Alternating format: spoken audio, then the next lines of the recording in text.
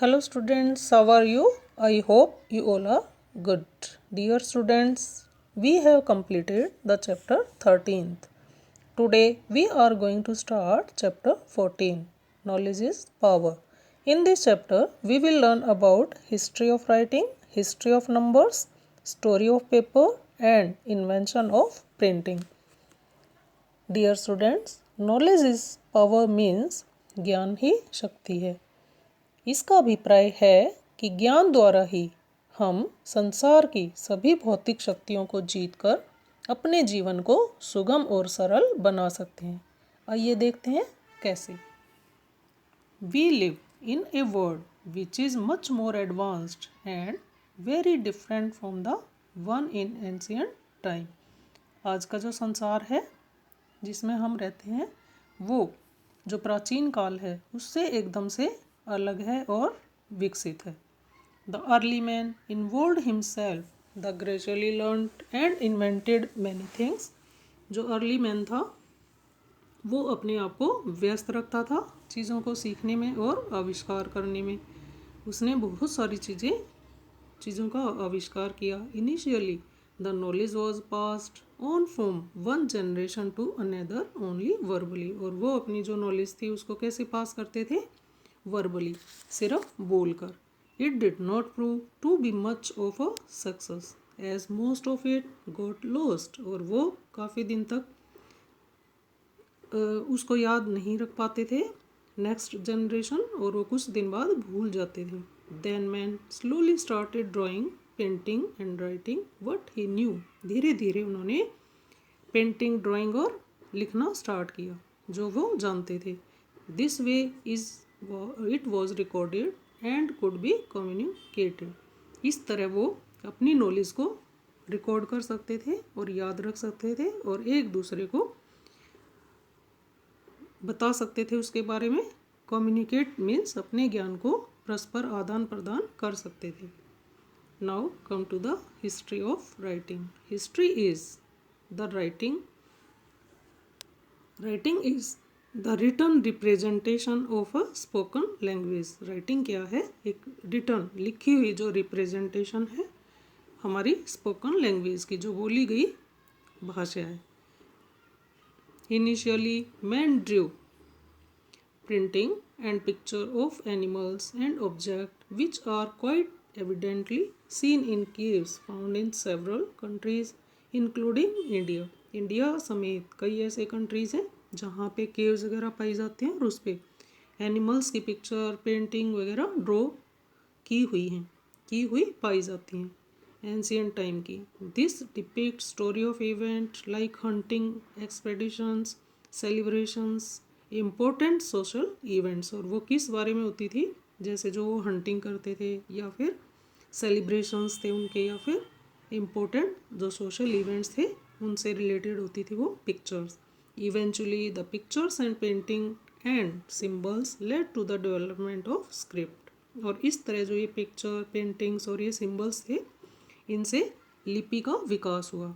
Script is any particular system of writing और the written means of human communication. Script क्या है? लिपि क्या है? एक पार्टिकुलर सिस्टम है राइटिंग का या फिर एक written means of human communication. Human जो मानव के विचारों का परस्पर आदान प्रदान, उसका ये लिखित रूप है script. All languages are written in a specific script. सारी जो लैंग्वेजेस हैं वो किससे लिखी गई? स्पेसिफिक स्क्रिप्ट से. The early script were mainly in the form of pictures and symbols. और जो पहले जो स्क्रिप्ट होती थी, स्क्रिप्ट है जो अर्ली प्राचीन काल की जो सबसे पहली, वो किससे बनी? पिक्चर्स और सिम्बल से. Now come to the cuneiform अंकन लिपि.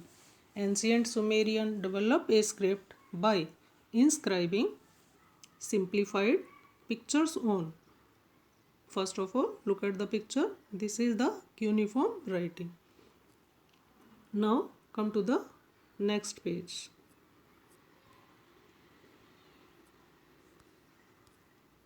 Page number 140. Wet clay lumps to produce vase-like impression that represent word sign. When allowed to bake hard in sun, the clay tablet became a permanent document. Sumer जो सभ्यता है वो सबसे पुरानी है। सुमेर से जो रिलेटेड जो पीपल हैं उनको सुमेरियन बोला जाता है। और वो कैसे लिखते थे? वो बेटा एक क्ले लम्स गीली मिट्टी को कलेक्ट करके और उससे पट्टियाँ टाइप से बना लेते थे और उस पर किसी भी नुकीली चीज़ से लिख देते थे।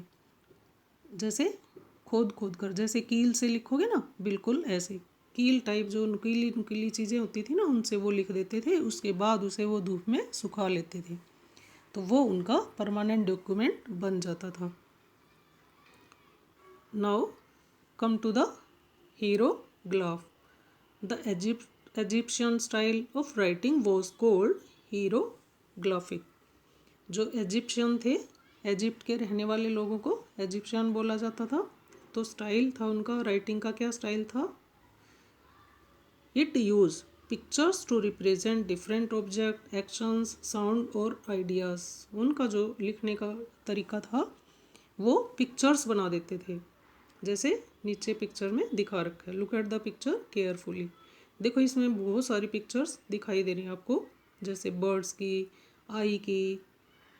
तो इस जो ये है, इस टाइप की जो लिपि है, स्क्रिप्ट, उसको हीरोग्लिफिक बोला जाता था, अब भी बोला जाता है।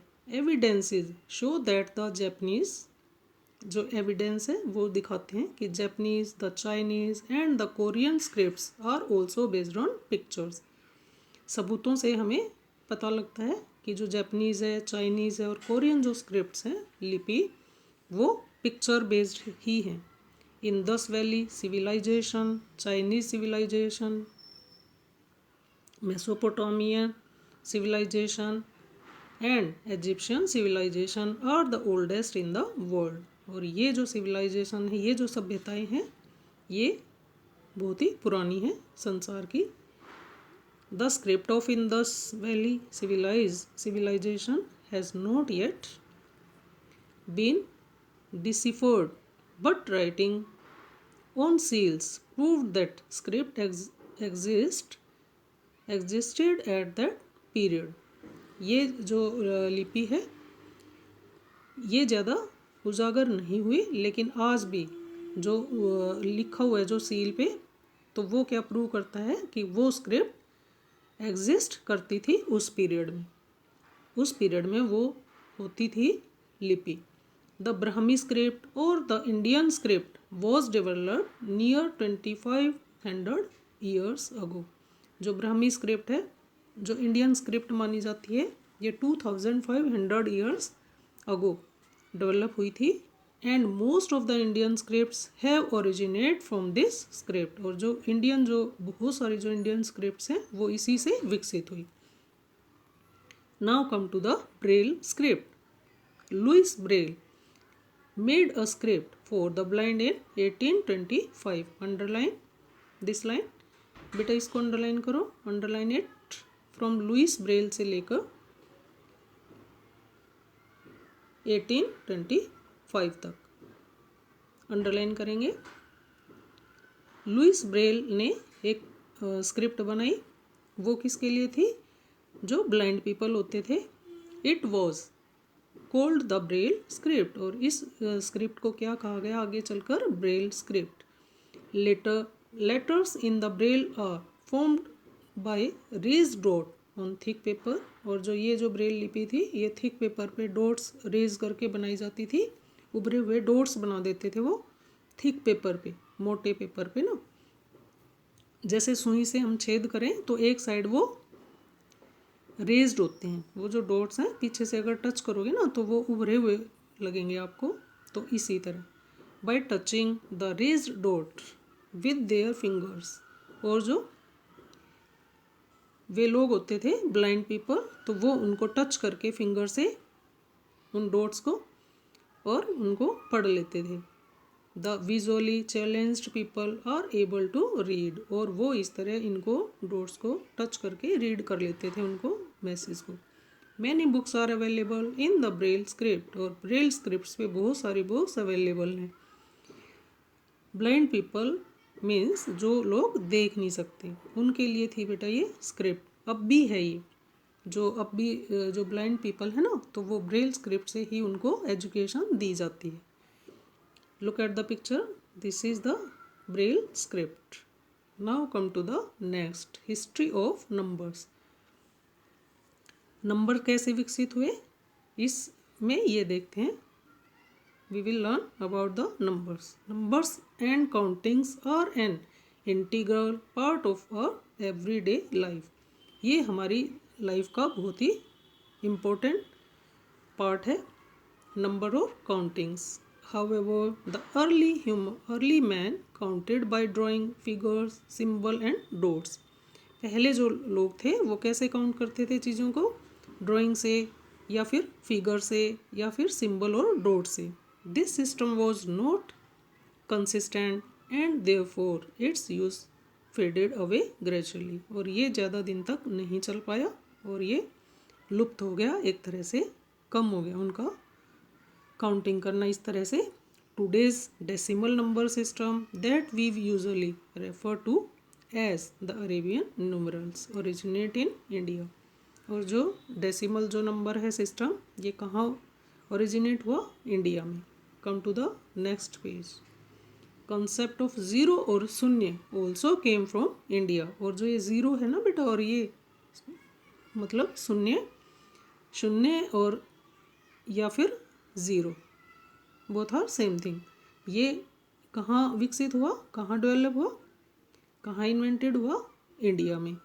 Today this Hindu Arabic system is used world wide. और ये पूरे वर्ल्ड में जाना जाता है Hindu Arabic system. Now we will do the remaining part of this chapter in the next video. तब तक के लिए बाय बाय।